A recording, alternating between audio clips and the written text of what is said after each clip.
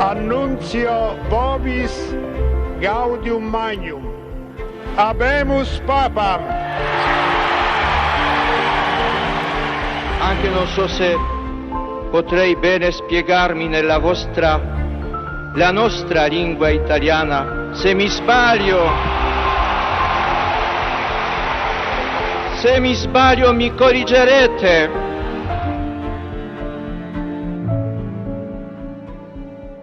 To have true authenticity, to speak with your authentic voice, you need to be the master of 4 things. Conquer these 4 elements that we're going to look at together. You will not only find your authentic voice, but you will use it to speak with power and persuasion. The first thing that we need to recognize and conquer is the notion that fear is fearless. Fear is fearless. Right about now you're saying, that doesn't make any sense. And why are we even talking about this? I mean, to be authentic, can't I just be myself? Isn't that all there is to it? Well, not really. Because for most of us, it's really hard to be ourselves. And we're going to look closer at that in just a moment. But my question to you is, or the better question I should say is, why is it so hard? Why is it so hard? Why do we have such a hard time with just being ourselves? Well, let me share with you a quick story. The first time that I really came face to face with this reality was when I was a young trial lawyer. At first, I daydreamed about giving great opening statements, great closing arguments, great cross-examinations. I couldn't wait to get those first trials under my belt. But interestingly enough, I never imagined when I dreamed about becoming a great trial lawyer, I never imagined how I would give an opening statement, how I would give a closing argument, how I would cross-examine. Instead, I thought about emulating all of these other great trial lawyers from history, trial lawyers that were practicing in the courthouse, that were contemporaries, people that I admired. I thought about how they stood, how they phrased things, how they gestured, how they spoke. And when I tried my first cases, I tried to be like all those people that I admired. And this strategy really didn't work out so well, to be quite honest with you. The results weren't great either. What I remember most from those beginning trials when I first tried to emulate those great trial lawyers that I admired so much is that I was uncomfortable in my own skin. It didn't feel right. It didn't feel natural. I was trying to be someone I wasn't. And the best lesson from this experience, when I sat down and thought about it, and I go, why do I feel so uncomfortable trying to be like this person or that person? And the lesson was, what I really needed to do is lose the fear of being myself. I had to lose the fear of being myself. That's what authenticity really requires. And why is this so challenging for many of us? Well, there's a couple of reasons, but communicating with authenticity strikes at the core of our self-esteem because it requires us to share our vulnerabilities and our weaknesses.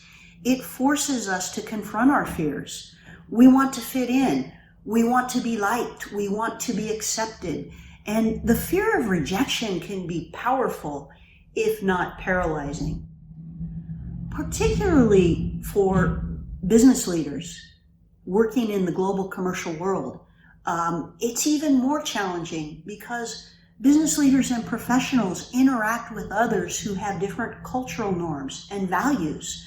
Business leaders must sell themselves first before they can sell an idea or a proposal or a product. Oftentimes, they're doing this in a second language, which only adds to the level of fear and anxiety. And honestly, this is something I've also experienced firsthand. And as uncomfortable as it has been, I am so grateful for this experience because it gives me a deeper insight to how our weaknesses and our vulnerabilities impact our ability to embrace our authentic voice. Italian is my second language. I live and work in Italy.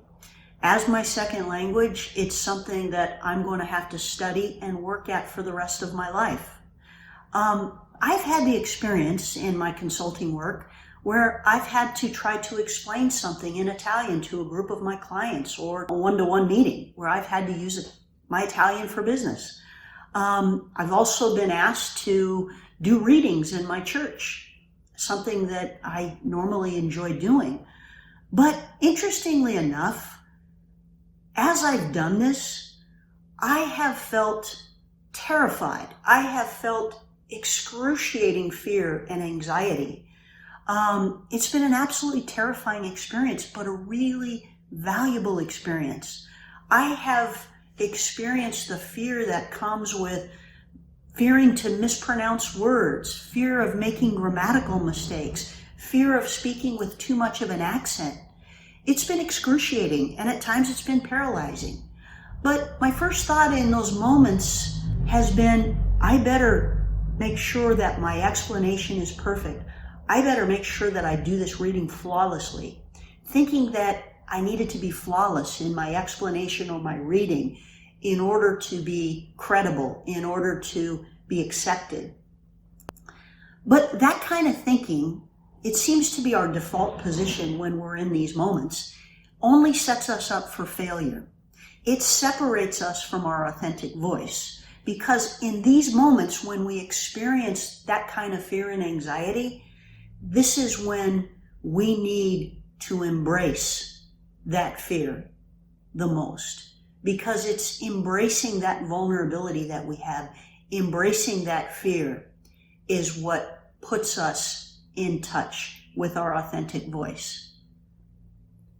I want to share with you an example that I think really illustrates quite well the point of how our fear can make us fearless and put us into touch with our authentic voice. And I want to talk about somebody who I believe was truly one of the greatest orators, the greatest, most authentic communicators of the modern era, if not all of history, and that is Pope John Paul II. And I want to go back to something that happened early on in his career as the Holy Father. And I want to take you back to 1978 when John Paul was elected Pope. He appeared for the first time in St. Peter's Square to introduce himself to the world as the next Holy Father of the Catholic Church.